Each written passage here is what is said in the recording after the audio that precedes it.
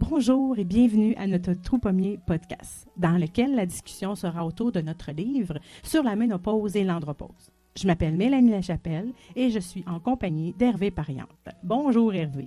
Bonjour Mélanie. Parlons-en de cette fameuse ménopause. Moi, j'ai souvent l'impression que mon thermostat intérieur est déraille. Et pendant ce temps, chez certains hommes, le moteur a comme un peu dératé. Donc, c'est un peu à l'image des montagnes russes hormonales, non? C'est une étape naturelle, mais attention, on n'est pas en train de dire que c'est la fin du monde. Loin de là. Mais c'est vécu différemment pour tous. Alors aujourd'hui, on va faire une exploration de la ménopause et de l'andropause. Et pour ça, on va s'appuyer sur le guide Bouffée de chaleur et baisse de lipido qui est assez complet. Oui, assez complet et bien fait d'ailleurs. Dans ce guide, l'idée c'est de comprendre au mieux le mécanisme, tordre un peu le cou à certains mythes aussi, et puis voir ce qui existe comme solution pour mieux vivre cette période, que l'on soit seul ou en couple.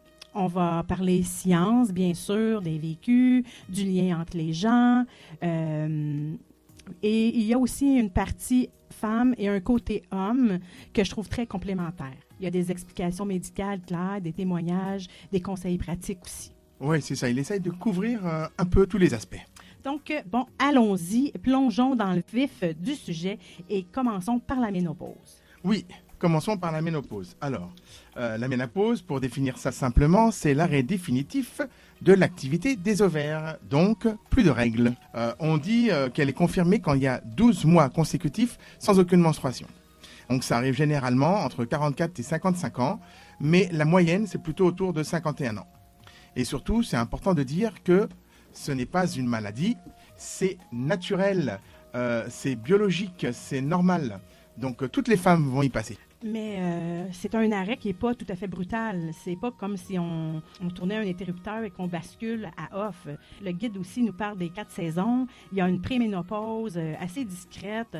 Il y a la périménopause. C'est là souvent que la phase la plus agitée des hormones qui jouent un peu au yo-yo. Ensuite, il y a la ménopause elle-même, c'est la date des dernières règles.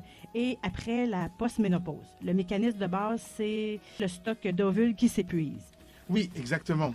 Et qui dit épuisement des ovules, dit chute des hormones principales, donc les œstrogènes qui sont les clés pour plein de choses, pour le cycle, pour les os, pour le cœur et bien sûr la progestérone. D'accord.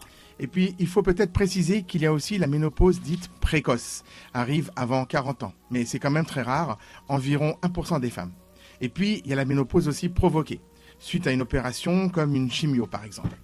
Hervé, parle-nous-en donc un peu de ces symptômes physiques. Le guide dit qu'il y a plus de 8 femmes sur 10 qui les ressentent, mais c'est très, très variable d'une personne à l'autre. Oui, tout à fait. Les plus connues, forcément, ce sont les bouffées de chaleur, les sueurs nocturnes, cette espèce de radiateur interne qui s'allume d'un coup en pleine réunion ou bien comme il m'arrive souvent pendant que je suis en plein massage, j'ai les sueurs et la chaleur qui montent. Oui, c'est un très bon exemple d'ailleurs. Je te dirais même qu'il y a des fois la nuit où j'ai l'impression que la chambre se transforme vraiment en sauna et ça peut durer des années pour certaines. Et bien sûr, ces chaleurs nocturnes, ça perturbe le sommeil, ça entraîne de la fatigue. Oui, c'est ça, c'est un vrai cercle vicieux. On parle de fatigue qui entraîne l'irritabilité, etc., etc. Donc, on dirait vraiment que tu vis avec une femme en ménopause. Oui, pareil, oui. Enfin, à ça, on peut ajouter souvent, pendant la périménopause, des cycles menstruels qui deviennent un peu chaotiques. Ils sont irréguliers, avec des flux variables. D'ailleurs, petit rappel quand même assez important, la contraception reste nécessaire tant que la ménopause n'est pas complètement confirmée. Ah oui, parce que pour certaines, il y en a qui ont eu des surprises. Oui, et puis il y a ce qu'on appelle le syndrome génito-urinaire. Alors ça regroupe la sécheresse vaginale qui peut causer de l'inconfort, voire des douleurs pendant les rapports et parfois des petits soucis urinaires. Genre, j'ai une envie pressante à 2h du matin, quoi. Bon, ça touche quand même plus d'une femme sur 2 après un certain temps. Ah oui, quand même. Oui.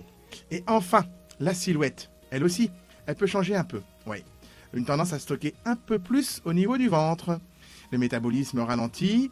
On peut perdre aussi du muscle si on ne fait pas attention. Et au-delà de ce qu'on voit ou ressent tout de suite, il y a des conséquences à plus long terme, des choses qui se passent un peu sous le capot. Oui, tout à fait. Alors avec la baisse des œstrogènes, ça a un impact direct sur la santé des os. la perte osseuse s'accélère et ça augmente le risque d'ostéoporose. Au Québec et en Europe, on estime que ça touche à peu près une femme sur 4 après 50 ans. Colin, c'est énorme, ça. Ouais, c'est assez considérable d'ailleurs. D'où l'importance vraiment cruciale du calcium, de la vitamine D et puis surtout du dépistage aussi. Et pour le cœur et les vaisseaux? Là, changement, les œstrogènes jouent un rôle protecteur quand leur taux chute. Ça peut favoriser une augmentation du mauvais cholestérol, la tension artérielle. Résultat, on a des maladies cardiovasculaires qui deviennent la première cause de mortalité chez les femmes après 65 ans.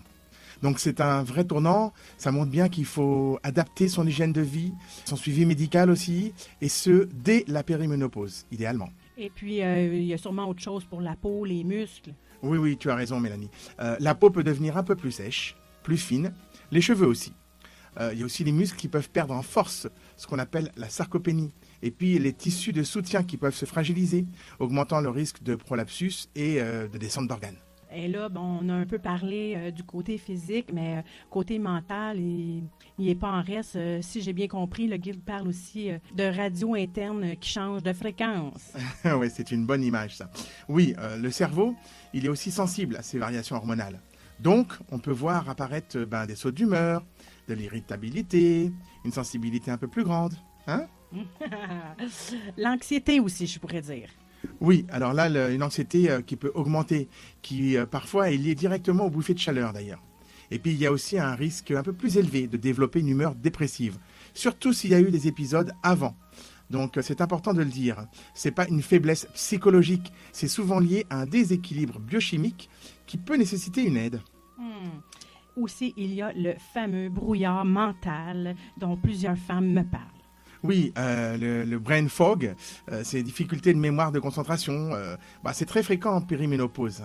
Ça touche beaucoup de femmes. Mais attention, la bonne nouvelle, c'est que c'est généralement temporaire. Ça s'améliore après. Et tout ça, bien évidemment, ça peut jouer sur l'intimité et l'image qu'on a de soi. Oui, bien sûr. Il peut y avoir la baisse de libido, ça c'est assez fréquent. C'est multifactoriel, pardon. Donc les hormones jouent sur l'inconfort physique aussi. La fatigue, l'état psychologique, et puis l'évolution normale du couple. Donc, il n'y a pas seulement qu'une seule cause. Non, c'est un ensemble, et la confiance en soi peut être un peu ébranlée aussi. On peut se sentir moins valable, moins visible. C'est vraiment un moment où il faut redéfinir sa féminité. C'est peut-être important. Mais le guide le souligne bien, il y a aussi un côté lumineux, la fin des règles. C'est une libération pour plus de contraception à gérer. C'est aussi une période où beaucoup de femmes parlent d'une nouvelle forme d'affirmation de soi, d'authenticité. Comme Sophia dans le guide qui nous en parle, qui apprend à apprivoiser ses émotions et se sent plus elle-même. Oui, c'est ça, exactement, tout à fait. Et il ne faut pas voir que le négatif. Face aux symptômes qui sont vraiment gênants, il existe aussi des solutions médicales, heureusement. Et le plus connu, c'est le traitement hormonal de la ménopause, qu'on appelle aussi le THM. Le fameux THM. L'idée, c'est de compenser la chute des hormones. Donc ça peut être efficace, notamment sur les bouffées de chaleur, les sueurs nocturnes, et ça aide aussi à prévenir la perte osseuse, comme le témoignage de Sylvie, qui dit retrouver enfin un bon sommeil grâce au patch. Donc c'est assez parlant. Oui, mais ce traitement a fait couler beaucoup d'encre, puis il y a eu même une polémique, non? Oui, absolument. Il y a eu de grandes études dans les années 2000 qui avaient montré certains risques, et ça a fait très peur à l'époque. Et donc aujourd'hui? Aujourd'hui, ces études ont été réanalysées. On a beaucoup plus de recul. Et le consensus scientifique actuel dit que si le THM est commencé très tôt, on parle de la notion de fenêtre d'opportunité, idéalement avant 60 ans, et dans les 10 ans qui suivent la ménopause. Chez une femme qui a des symptômes gênants et qui n'a pas de contre-indication majeure comme un antécédent du cancer du sein ou de thrombose, les bénéfices l'emportent souvent sur les risques. Donc, moi, ce que j'entends un peu, c'est que les risques sont mieux compris. Oui. Ils sont mieux connus, mieux évalués au cas par cas et surtout mieux gérés grâce à un suivi médical régulier. Alors, il y a différentes façons de le prendre. Ça peut être un patch, un gel comprimé. Le médecin, lui, s'adapte. Puis, depuis quelques années aussi, on entend parler d'hormones bioidentiques. C'est différent? Alors, bioidentique, ça veut dire que la structure chimique de l'hormone est identique à celle que le corps produit naturellement. Donc quand elles sont prescrites sous forme de médicaments contrôlés par les autorités de santé en pharmacie, elles présentent globalement les mêmes bénéfices et les mêmes risques que le THM qui est dit classique. Donc, il faut faire quand même attention. Oui, il faut surtout être très vigilant avec les préparations dites magistrales qui sont faites sur mesure en pharmacie, qui ne sont pas toujours standardisées ni suffisamment étudiées en termes de sécurité à long terme. Mieux vaut privilégier les formes pharmaceutiques classiques et validées. On ne peut pas ou on ne veut pas prendre d'hormones. Oui, il existe des alternatives qui sont non hormonales. Certains antidépresseurs, attention, utilisés à des doses très faibles, plus faibles que pour la dépression, peuvent être efficaces sur les bouffées de chaleur. C'est le cas par exemple de la paroxétine ou de la venlafaxine. D'autres médicaments aussi agissent sur la régulation de la température. Et il y a du nouveau là-dessus, non? Oui, alors tout récemment, il y a une nouvelle classe de médicaments qui est arrivée. Ce sont les inhibiteurs NK3. Alors comme la fésolintane, il cible très spécifiquement le centre de la thermorégulation dans le cerveau. Et il semble très prometteur contre les bouffées de chaleur. Et puis, bien sûr, il y a des traitements locaux pour la sécheresse vaginale, par exemple, des lubrifiants hydratants, des œstrogènes locaux qui agissent très peu sur le reste du corps et des médicaments spécifiques pour l'ostéoporose ou, si besoin, pour les troubles de l'humeur. Marie-Claude, par exemple, qui est citée dans le guide, elle a trouvé son compte avec une option non hormonale. Ce qui est important d'après le guide, c'est de ne pas baisser les bras. Si la première solution elle ne marche pas, comme José qui a fini par trouver une combinaison qui lui convient maintenant après plusieurs essais, et de ne pas hésiter à avoir un spécialiste au besoin. Oui, exactement. La persévérance et surtout le bon accompagnement médical sont les clés. Et maintenant, du côté des approches naturelles, l'assiette, j'imagine que ça compte. Oui, énormément. Alors le guide insiste beaucoup là-dessus. On parle des phytoœstrogènes qu'on trouve dans le soja, les graines de lin. Donc leur efficacité est discutée, mais ça peut aider certaines femmes. Assurer un bon apport en calcium et en vitamine D, c'est indispensable pour les os, de toute façon. Adopter un régime de type méditerranéen, c'est bon pour tout le monde, la perte de poids, le cœur et le moral. Oui, et surtout identifier ce qui déclenche les bouffées. Ça, c'est très personnel. Pour certaines, ce sera le café. Pour d'autres, l'alcool, les plats épicés. Lucie, dans le guide, a réussi à réduire ses bouffées de chaleur en faisant attention à ça. Et puis, pour les plantes, on cite souvent lacté à grappes noires, la sauge pour la transpiration ou le millepertuis pour l'humeur. Et justement, vu que tu en parles, je suis quand même obligée de dire d'y aller toujours avec prudence. Toujours. Les preuves scientifiques sont souvent limitées ou contradictoires. Et surtout, il peut y avoir des interactions avec d'autres médicaments. Donc, jamais, mais jamais sans un avis médical. Martine, par exemple, dans le guide, a eu un soulagement partiel, mais pas total avec une plante. Et l'approche holistique, ça intègre aussi le corps et l'esprit. Oui, absolument. L'exercice physique, il est fondamental. Pour contrôler le poids, par exemple, améliorer le sommeil, gérer le stress, renforcer les os, protéger le cœur, c'est un allié majeur. L'idéal, c'est de combiner du renforcement musculaire et de l'endurance. Je dirais aussi le yoga, le tai chi, la méditation, ça peut vraiment aider. Oui, particulièrement intéressant. Ils agissent sur le stress, peuvent réduire un peu les bouffées de chaleur, améliorer la souplesse, l'équilibre, le bien-être général. Et puis toutes les techniques de relaxation sont bonnes, la respiration profonde, la cohérence cardiaque, la méditation. Pour certains, l'acupuncture aussi peut avoir un effet modeste, mais réel. Pour d'autres, il ne faut pas oublier une bonne hygiène de sommeil. Une chambre fraîche, des vêtements adaptés. Rituel de Sophie, par exemple, qui décrit dans le guide, est un bon exemple de routine à mettre en place. Bien, on a fait un bon tour maintenant de la ménopause. Moi, j'aimerais qu'on passe à son frère discret, qui est l'andropause. Oui, frère discret, c'est bien trouvé. Que l'andropause, pour utiliser le terme médical plus précis, qui est le DALA, le DALA, déficit androgénique lié à l'âge. C'est pas du tout comme la ménopause, il n'y a pas d'arrêt brutal des hormones. C'est plus progressif, je pense. Oui, beaucoup plus. C'est une baisse lente, très progressive de la testostérone, l'hormone masculine principale. On estime qu'elle diminue d'environ 1% par an à partir de la quarantaine en moyenne. Il faut que je fasse attention parce qu'à 53 ans, ça fait déjà 13%. Donc tous les hommes connaissent cette baisse avec l'âge. Mais attention, on ne va pas tous développer les mêmes symptômes, et puis c'est pas tous les mêmes symptômes qui les gênent. Ok, c'est pas universel un peu comme les femmes avec la ménopause. Non, la baisse hormonale, oui, elle l'est. Mais le syndrome symptomatique, qui est le DALA, qui pose problème, lui, ne l'est pas. On estime aujourd'hui, ça va à prévalence autour de 2% chez les hommes d'âge moyen. Ça augmente avec l'âge, bien sûr. Mais beaucoup d'hommes vieillissent sans ressentir de crise particulière qui est liée à ça. Bon, on compare rapidement. La ménopause vers 51 ans, chute hormonale assez rapide, toutes les femmes concernées, arrêt de la fertilité. Andropause, c'est plus tardif, plus graduel, baisse lente. Pas tous les hommes qui sont symptomatiques. Et la fertilité, elle, peut être préservée longtemps. Et les symptômes sont souvent plus flous. Oui, c'est une bonne synthèse, hein. Plus flou, plus subtil, plus étalé dans le temps. Alors, quels sont les symptômes physiques? Le guide prend l'exemple de Paul, 52 ans, qui se sent un peu ramolli, moins péchu. Oui, il a moins la pêche, oui. La fatigue, la baisse d'énergie, c'est souvent le premier signe, hein, et c'est le plus fréquent. Une sensation d'avoir les batteries à plat. Et puis, on peut observer aussi une diminution de la force musculaire, voire de la masse musculaire.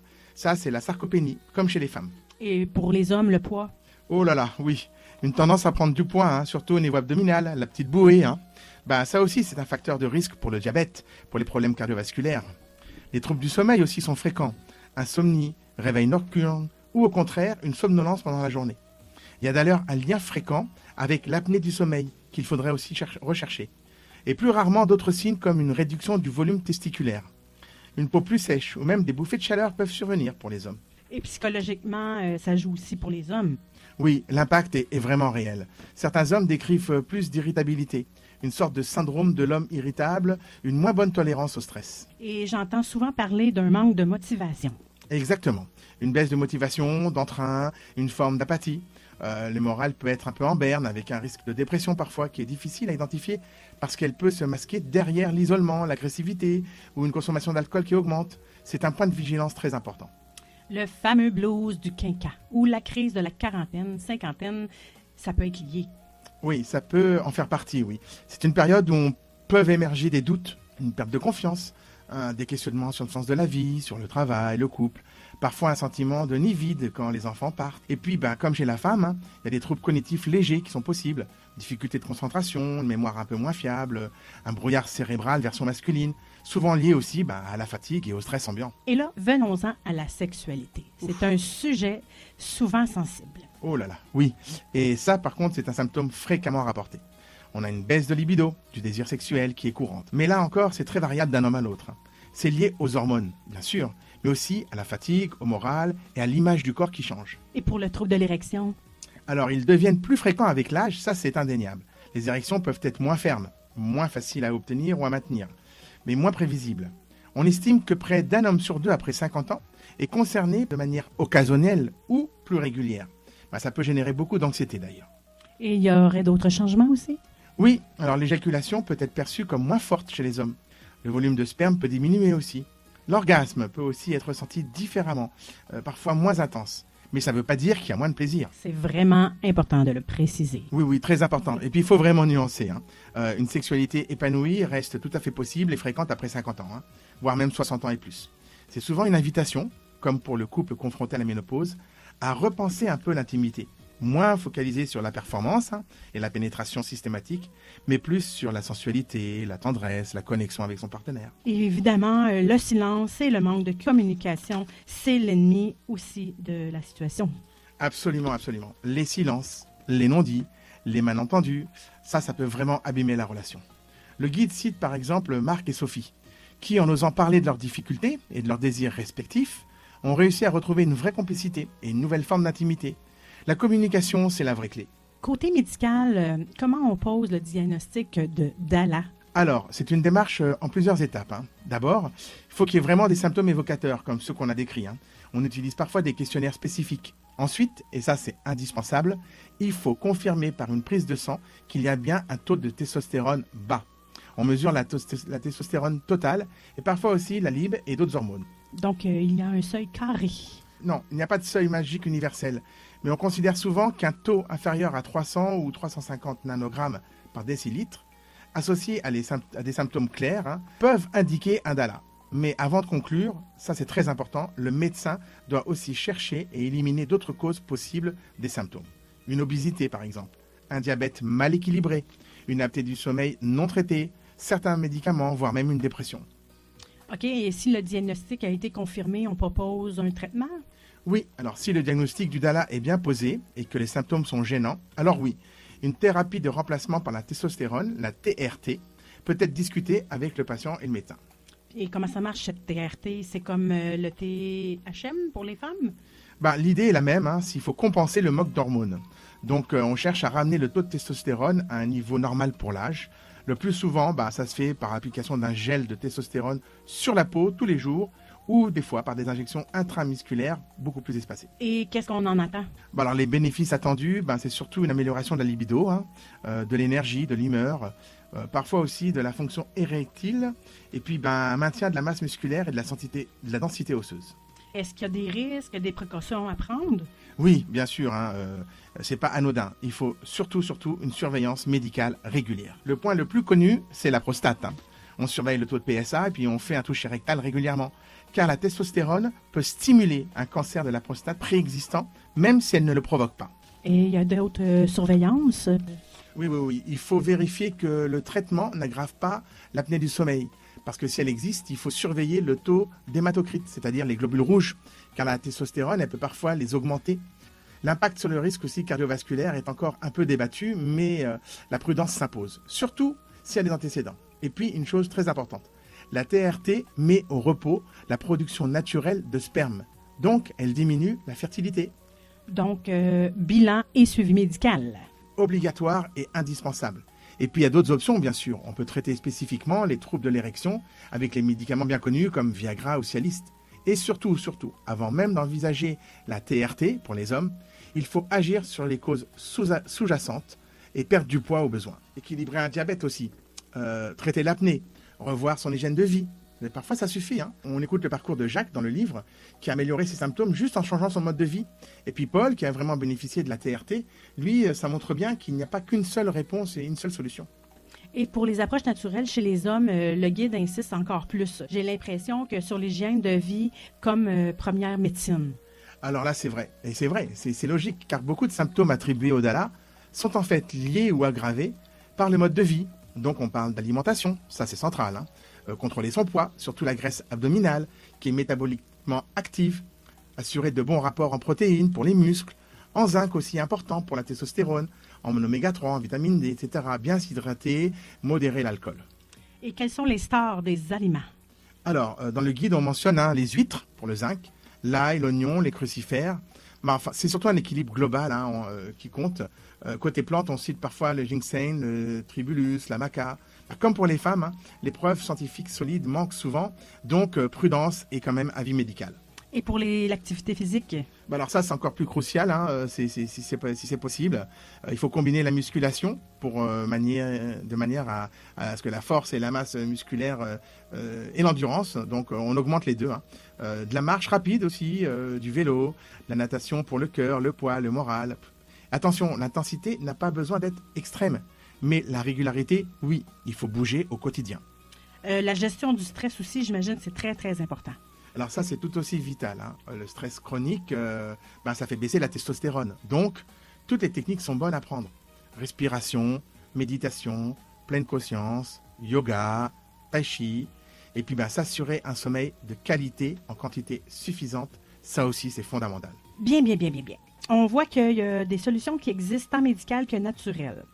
J'aimerais maintenant qu'on parle de la dimension du couple. Le guide dit que c'est essentiel. C'est plus qu'essentiel. C'est souvent déterminant dans la façon dont ces transitions sont vécues par l'un ou par l'autre.